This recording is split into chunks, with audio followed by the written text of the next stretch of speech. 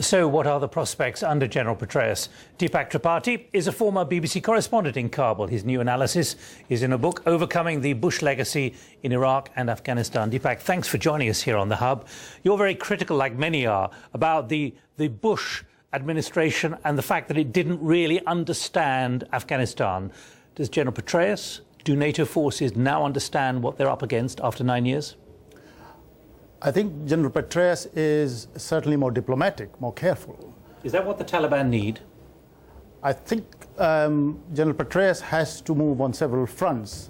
The Taliban will have to be talked to, and General Petraeus perhaps is a better person to arrange. Though, in your book, you're critical of the way the Bush administration simply thought it could do everything on its own terms. Do you think there's a greater subtlety which has now entered the NATO and US-led operation?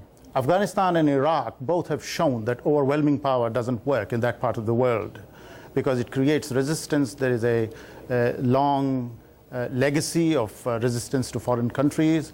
There is the ethnic dimension, the tribal dimension in Afghanistan particularly. Foreign invaders have never succeeded in Afghanistan. And there was no reason to believe that any long occupation of Afghanistan would succeed. 130,000 troops. It has sort of worked in Iraq. Do you believe there's simply no chance that 130,000, 200,000 will ever make a difference? For Afghanistan, it's a different matter. I remember in the 80s, the strength of the occupying Soviet forces was exactly like that, 140,000 or so at their peak, and still it didn't work.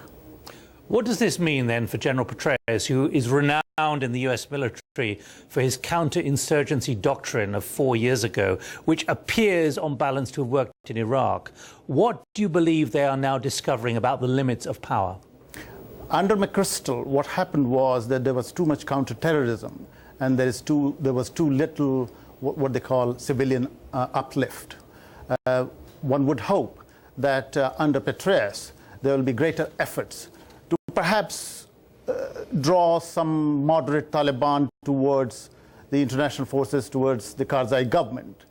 In the past it has not succeeded, and in that sense it is different in Afghanistan from Iraq. Deepak Tripathi, thank you very much indeed for joining us here on The Hub.